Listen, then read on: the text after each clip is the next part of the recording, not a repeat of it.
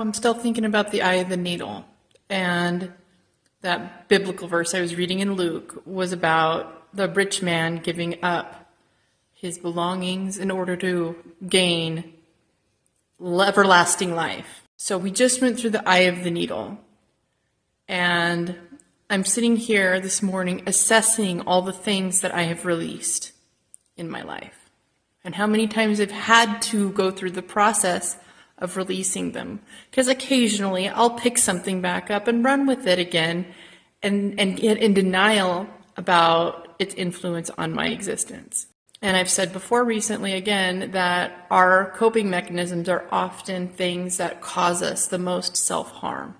And we don't really realize that these coping mechanisms are just the same as cutting your skin or burning your skin or wrapping your car around a tree or any other really devastating behaviors. Only it just takes the tiniest little nick out of you every single time you do it, and it does stack up eventually. All in all, these habits aren't building us, they're eroding us. And we do them for the sake of comfort.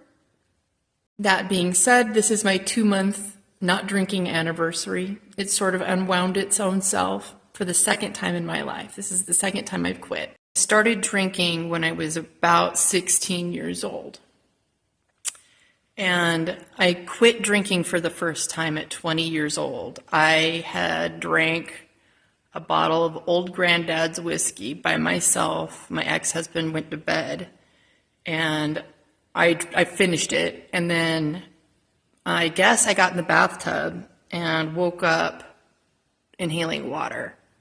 So I could have died that night. So I took that in stock and quit drinking. And then I picked it up again when I was 23 because I started trimming cannabis and I was camping, and that's what the guys were doing is they kept buying boxes and boxes of Corona, and I started drinking because I was in that group. I wound up trimming for 10 years. So I'm not blaming starting drinking again on all of them, but that was my frame of mind and my habits for a while. I'd been drinking less and less throughout this year, but it finally just naturally broke. And I can tell you, I still get alcohol cravings, especially around my cycle, but I feel like less of a hypocrite. I feel like I'm actually coming into wholeness in a new way this time. I feel like when you take a drink, it goes against anything you do as a person that works out. In some cases, I feel like this rich man thing is us who are so privileged, who have everything at our fingertips through our phones or delivery services, who have a wealth of convenience. That is the rich man. It's a wealth of convenience. Salvation and glory come from sacrifice, which means sacrificing things that bring you convenience. Immediate, quick, instant gratification in exchange for something a little down the road. Investment of long-term pleasure does not mean a short-term lack of satisfaction. I'm learning this. And it also doesn't mean I can't be comfortable in the moment. It just means that my comfort mechanisms were poor. The things I used to reach for to make me feel better were actually eroding my foundations out from underneath me. And that is what we're trying to give up. That is what we're meant to sacrifice, is the idea that those creature comforts are serving us at all. At all.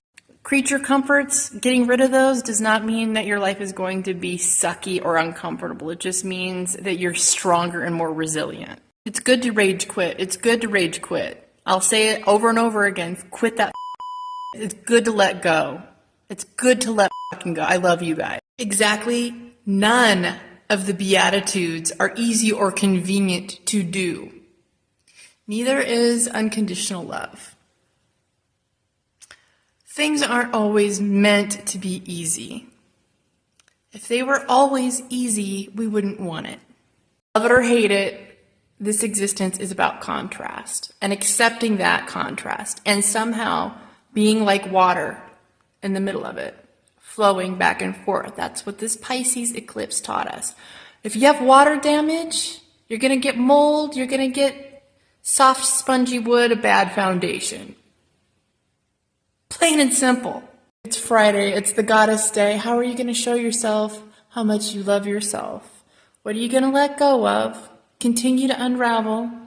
Continue to put together for yourself in greater love. Are you going to prove yourself that you give a shit about you today? I love you. Take care.